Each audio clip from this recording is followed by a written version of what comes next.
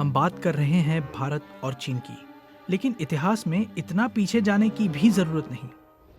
आज से ठीक 1 साल पहले दोनों देशों की सेनाएं गलवान में टकराई थी। उस दिन से अगले 365 दिनों में भारत और चीन के बीच जो कुछ भी हुआ उसे समझते हैं आने वाले 365 सेकंड में।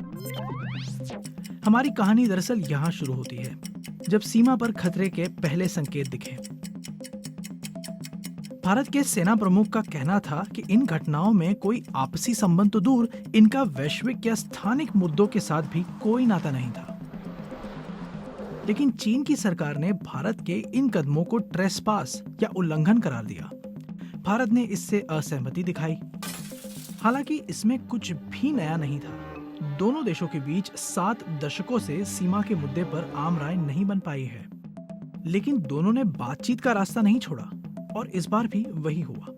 लद्दाख, दिल्ली और बीजिंग में राजनयिक और सैन्य कमांडर आपस में बातचीत करने लगे। एक उम्मीद थी कि मामले को शांति से सुलझा लिया जाएगा, इसलिए असल हालात को दबाने की कोशिश हुई। लेकिन भारतीय सेना ने ऐलान किया कि चीन के साथ हिंसक झड़प हुई, जिसमें दोनों तरफ के सैनिकों की जान गई। 17 भारतीय सैनिकों को गंभीर चोट की वजह से जान गंवानी पड़ी। इस हिंसा में कुल 20 भारतीय सैनिकों की जान गई। दोनों देश एक दूसरे पर आरोप लगा रहे थे, लेकिन भारत के विपरीत चीन ने अपने हताहतों की जानकारी नहीं दी। हमने चीनी संकेतों को समझने में गलती की। न केवल सेना बल्कि राजनीतिक नेतृत्व से संकेतों को समझने में चूक हुई। जब गलवान की घटना हुई तो सबको एहसास हुआ कि ये सामान्य नहीं है, लेकिन जिस तरीके से सेना साजो सामान के साथ तैयार हुई और जवाब दिया, मुझे लगता है वो काबिले तारीफ है। गलवान में संघर्ष की क्या वजह मानी जाए? What we have essentially been doing is looking at imagery from multiple different हम अलग-अलग सैटेलाइट प्रोवाइडर्स की तस्वीरों का विश्लेषण करने में जुटे हैं। चीन ने गलवान घाटी में घुसपैठ की। सैटेलाइट तस्वीरों में ये साफ देखा जा सकता है कि चीन ने गलवान घाटी में पेट्रोल पॉइंट 14 तक अपना बेस, कम से कम अस्थायी बेस बनाना शुरू कर दिया था। इसके बाद हमारे पास झड़पों की भी पूरी रिपोर्ट थी और फिर हमने ये भी देखा कि पेट्रोल पॉइंट 14 से चीनी हट गए हैं। हमने देखा कि चीन अक्साई चीन के इलाकों में नई जगहों की तलाश और विस्तार में जुटा हुआ है। probe and expand new positions in other parts of Aksai Chin. न वहां कोई हमारी सीमा में घुस आया है, न ही कोई घुसा हुआ है। Even Prime Minister Modi agreed. यहाँ तक कि प्रधानमंत्री मोदी भी सहमत थे कि चीनी सैनिक भारतीय सीमा में दाखिल नहीं हुए, लेकिन इन झड़पों ने भारतीय पोजीशन को पश्चिमी कैंपों की ओर धकेल दिया। पर यह करना चीन की मंशा नहीं थी। दरअसल झड़पों के बाद कितने चीनी सैनिक हताहत हुए, इसकी जानकारी चीन सरकार ने तुरंत नहीं दी, क्योंकि उस समय चीन सरकार इस खबर को बड़ा नहीं बनाना चाहती थी। Because at that time, Chinese government didn't want to make this news bigger. PM Modi सैनिकों से मिलने लद्दाख पहुंचे। उन्होंने उनकी लड़ाई को मानवता और विस्तारवाद के बीच संघर्ष का नाम दिया। मामला फिर भड़क उठा। भारत ने बताया कि उसने चीनी गतिविधि को भांपकर कदम उठाए। दोनों पक्षों ने एक दूसरे पर चेतावनी वाली गोलाबारी का आरोप लगाया। It's been very nasty. It's been a very nasty situation. लेकिन निरंतर चल रही बातचीत ने मदद की।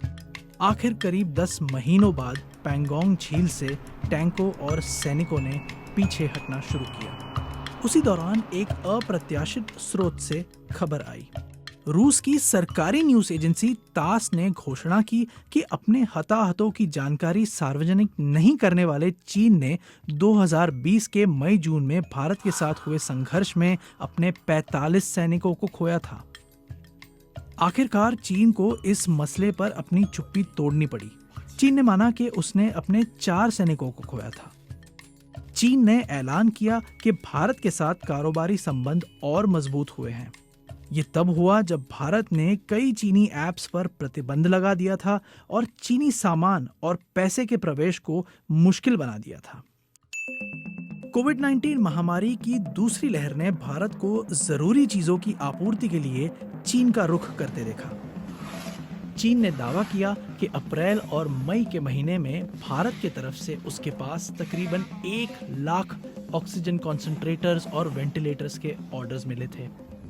सबसे बड़े कंज्यूमर मार्केट्स हैं ये दोनों सबसे बड़े उपभोक्ता बाजार हैं और एक दूसरे से जुड़े हैं। दोनों पड़ोसी देश हैं। बिना अच्छी तरह से सोचे इस आर्थिक जुड़ाव को खत्म कर पाना असंभव है। बाकी जगहों पर अगर डिसएंगेजमेंट की प्रक्रिया जल्द पूरी कर ली जाती है तो पूर्वी लद्दाख में भी अतिरिक्त सेना हटाई जा सकती है। पर क्या ये स्थायी समाधान हो सकता है?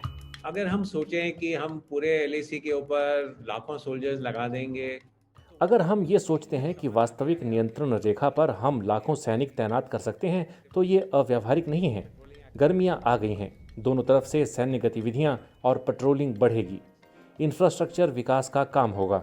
दोनों के बीच सीमा प्रबंधन के लिए हुए समझौते और प्रोटोकॉल्स तोड़े गए हैं। मुझे आशंका है कि LAC पर हालात और तनावपूर्ण होने वाले हैं।